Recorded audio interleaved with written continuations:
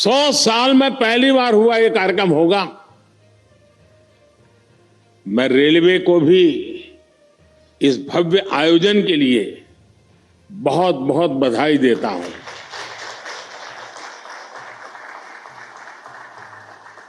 विकसित भारत के लिए हो रहे नवनिर्माण का लगातार विस्तार हो रहा है। देश के कोने कोने में परियोजनाओं का लोकार्पण हो रहा है, नई योजनाएं शुरू हो रही है। अगर मैं साल 2024 की ही बात करूं, 2024 आने मुश्किल से अभी 75 दिन हुए हैं 2024 के। इन करीब करीब 75 दिन में 11 लाख करोड़ रुपए से ज्यादा की परियोजनाओं का लोकार्पण और शिलान्यास हो चुका है। और अगर मैं पिछले 10-12 दिन की बात करूं, पिछले 10-12 दिन में ही 7 लाख करोड़ रुपए से ज्यादा की परियोजनाओं का लोकार्पण और शिलान्यास हुआ है। आज भी विकसित भारत की दिशा में देश ने एक बहुत बड़ा कदम उठाया। इस कार्यक्रम में अब यहां 1 लाख करोड़ रुपए से ज्यादा की परियोजनाओं का और लोकार्पण और शिलान्यास हुआ है। और आप देखिए, आज 85,000 करोड़ रुपए, 85,000 करोड़ रुपए से अधिक से सिर्फ और सिर्फ रेलवे के प्रोजेक्ट देश को मिले हैं। और इसके उपरांत समय का अभाव रहता है मुझे, विकास में मैं गति को धीमी नहीं होने देना चाहता, और इसलिए आज रेलवे के ही कार्यक्रम में एक और कार्यक्रम जुड़ गया है पेट्रोलियम वालों का। और दहेज में, गुजरात में दहेज में 20,000 करोड़ रुपए से अधिक की लागत से बनने वाले पेट्रोकेमिकल परिसर का भी शिलान्यास हुआ है।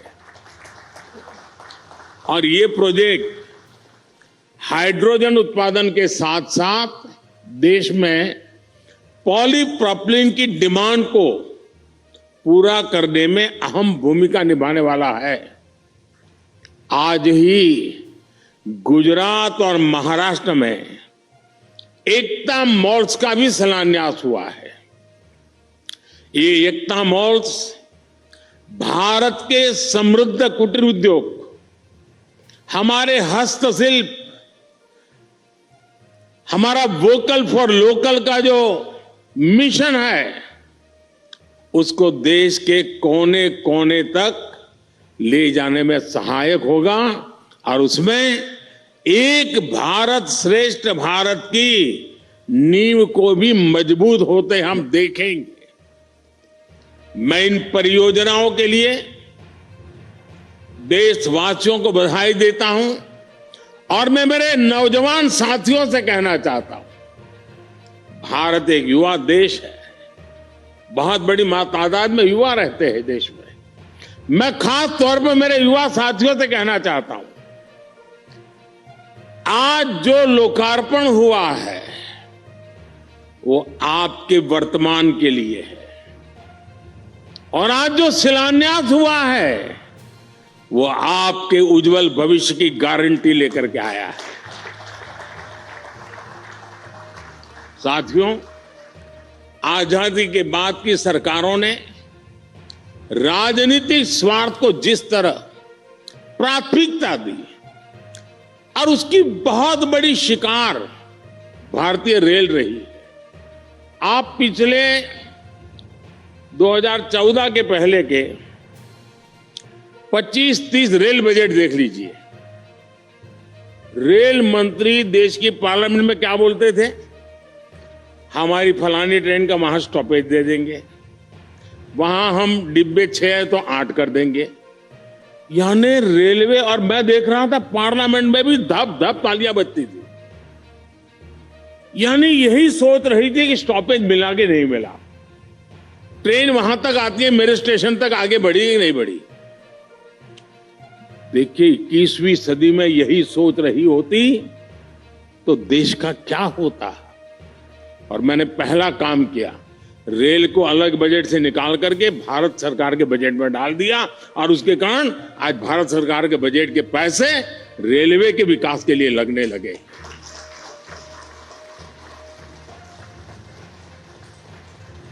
पिछले दिनों देखा है इन दशकों में समय की पाबंदी, आपने हालत देखा है। ट्रेन पर मेन लोग ये नहीं देखने जाते थे किस प्लेटफॉर्म पर कौन सी ट्रेन है, लोग ये देखते हैं कितनी लेट है। यही कार्यक्रम है। को घर से क्योंकि उस समय मोबाइल तो था नहीं, स्टेशन पे जाकर के देखना कि भाई कितनी लेट है। रिश्तेदारों को कहते भाई रुके रहो, पता नहीं ट्रेन कब आएगी, वरना घर वापस जाकर के फिर आएंगे। ये रहता था। स्वच्छता की समस्या, सुरक्षा, सहूलियत, हर चीज पैसेंजर के नसीब पर छोड़ दी गई थी।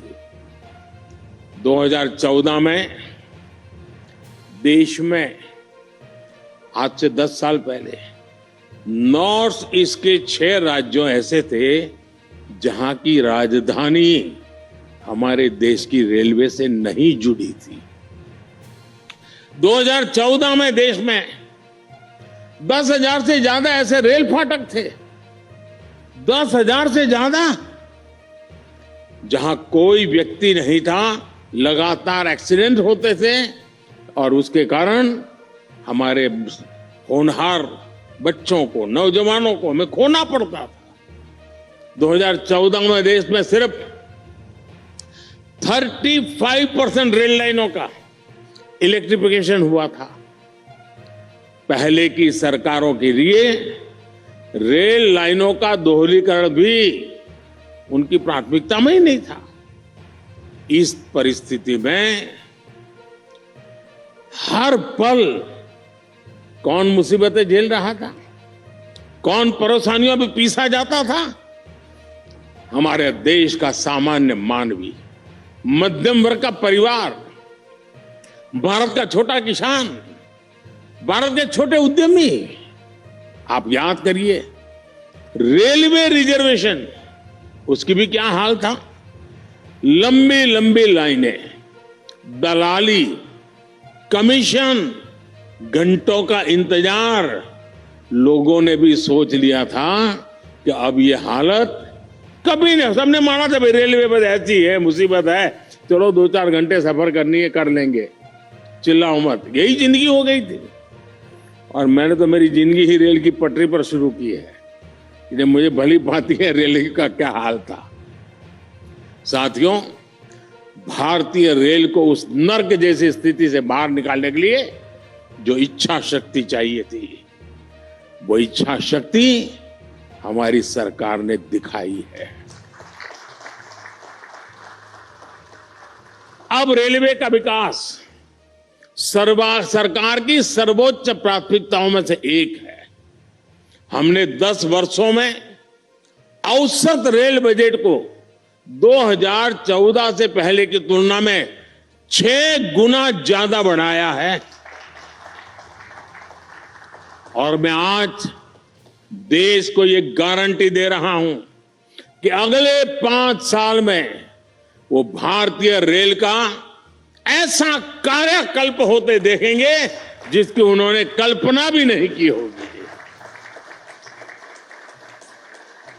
आज का ये दिन इसी इच्छा शक्ति का जीता जागता सबूत है। देश का नौजवान तय करेगा उसको कैसा देश चाहिए, कैसी रेल चाहिए। ये 10 साल का काम अभी तो ट्रेलर है, मुझे तो और आगे जाना है।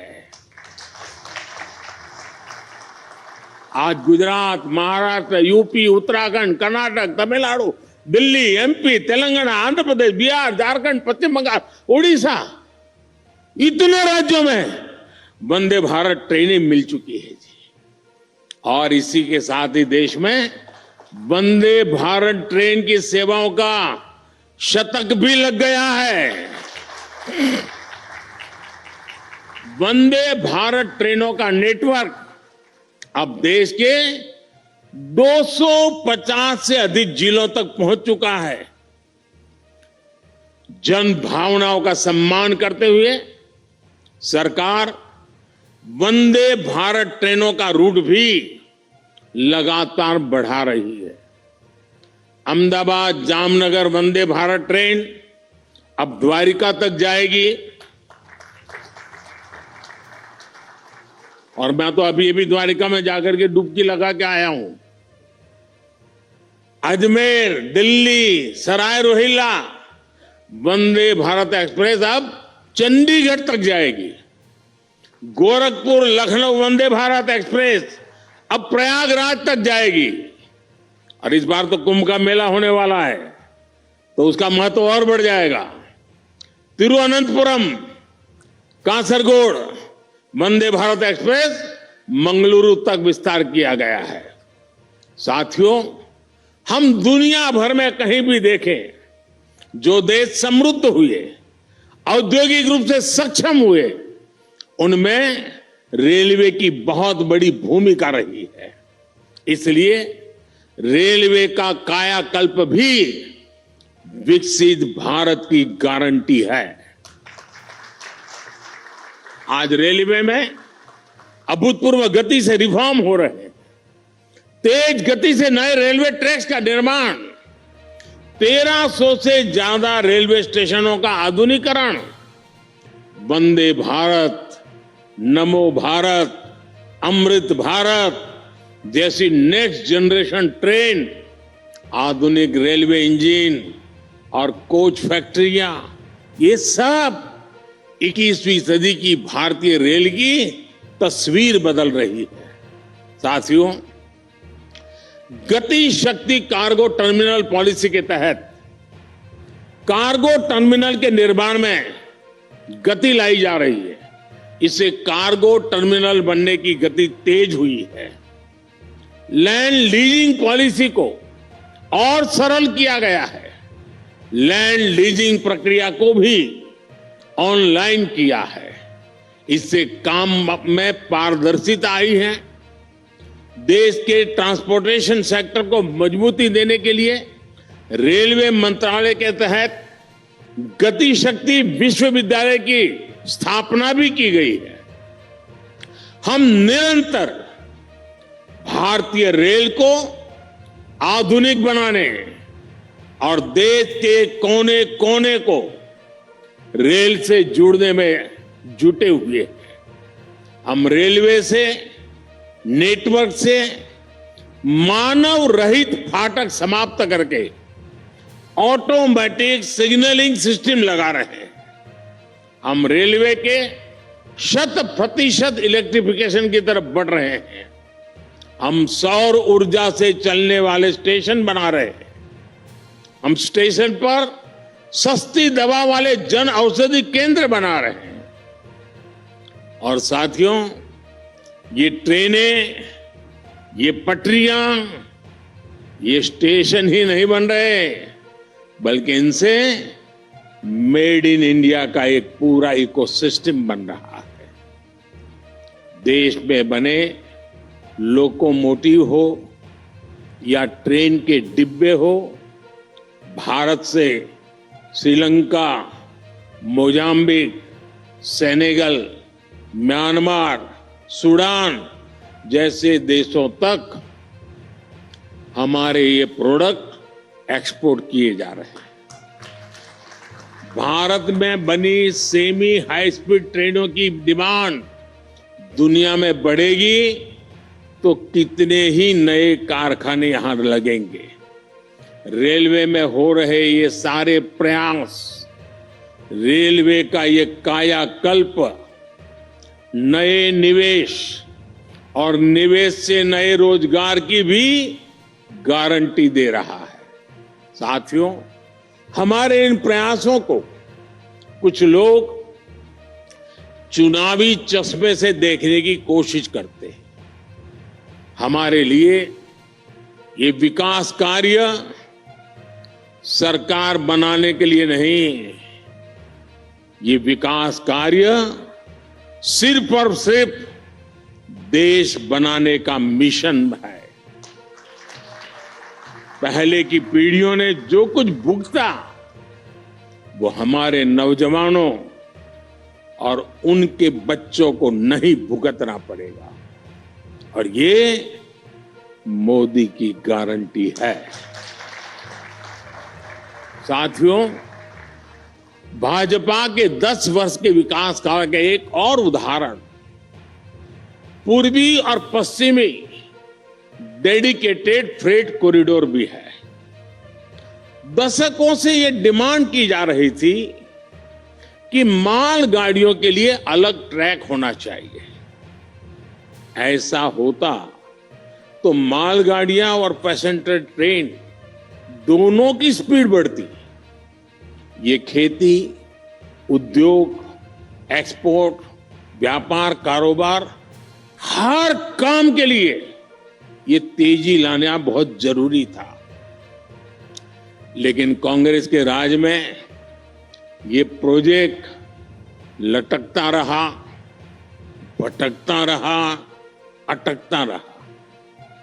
बीते 10 वर्षों में पूर्व और पश्चिम के समुद्री तट को जोड़ने वाला ये फ्रेट कॉरिडोर करीब करीब पूरा हो चुका है। आज करीब 650 किलोमीटर फ्रेट कॉरिडोर का लोकार्पण हुआ है। अहमदाबाद में ये अभी आप देख रहे हैं, ऑपरेशन कंट्रोल सेंटर का लोकार्पण हुआ है। सरकार के प्रयासों से अब इस कॉरिडोर पर माल गाड़ी की स्पीड 2 गुना से अधिक हो गई है। इन कॉरिडोर पर अभी के मुकाबले बड़े वैगन को चलने की क्षमता है, जिनमें हम अधिक सामान ले जा सकते हैं। पूरे फ्रेट कॉरिडोर पर अब इंडस्ट्रियल कॉरिडोर भी विकसित किए जा रहे हैं। आज अनेक स्थानों पर railway goods shed, Gati Shakti multi modal cargo terminal, digital नियंत्रण station, railway workshop, railway loco shed, railway depot का भी लोकार्पण आज हुआ है। इसका भी बहुत सकारात्मक प्रभाव माल ढुलाई पर पड़ने ही वाला है। साथियों, भारतीय रेल को हम आत्मनिर्भर भारत का भी एक नया माध्यम बना रहे हैं। मैं वोकल फॉर लोकल का प्रचारक हूं, तो भारतीय रेल वोकल फॉर लोकल का एक सशक्त माध्यम है। हमारे विश्वकर्मा साथियों, हमारे कारीगरों, शिल्पकारों, महिला स्वयं समूहों के स्थानीय उत्पाद अब स्टेशन पर बिकेंगे। अभी तक रेलवे स्टेशनों पर वन स्टेशन वन प्रोडक्ट के 1500 स्टॉल खुल चुके हैं। इसका लाभ हमारे हजारों गरीब भाई बहनों को हो रहा है। साथियों, मुझे खुशी है कि भारतीय रेलवे आज विरासत भी विकास भी इस मंत्र को साकार करते हुए क्षेत्रीय संस्कृति और आस्था से जुड़े पर्यटन को भी बढ़ावा दे रही है। आज देश में रामायण सर्किट, गुरु कृपा सर्किट, जैन यात्रा पर भारत गौरव ट्रेनें चल रही है। यही नहीं, आस्था स्पेशल ट्रेन तो देश के कोने से श्री राम भक्तों को अयोध्या तक ले जा रही है। अब तक करीब 350 आस्था ट्रेनें चली हैं और इनके माध्यम से 4.5 लाख से ज्यादा श्रद्धालुओं ने अयोध्या में रामलला के दर्शन किए। साथियों, भारतीय रेल आधुनिकता की रफ्तार पर ऐसे ही तेजी से आगे बढ़ती रहेगी और ये मोदी की गारंटी है। सभी देशवासियों के सहयोग से विकास का ये उत्सव भी निरंतर जारी रहेगा।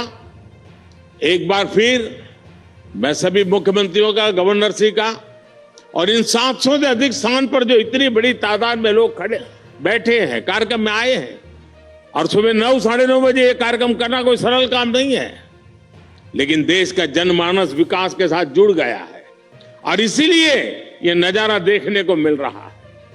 जो इतनी बड़ी तादाद में आज आए हैं, इस कार्यक्रम में शरीक हुए, 700 से अधिक जिलों में ये विकास की एक नई लहर उनको अनुभव हो रही है। मैं आप सबका बहुत बहुत धन्यवाद करता हूं और मैं आप सबकी विदाई लेता हूं। नमस्कार।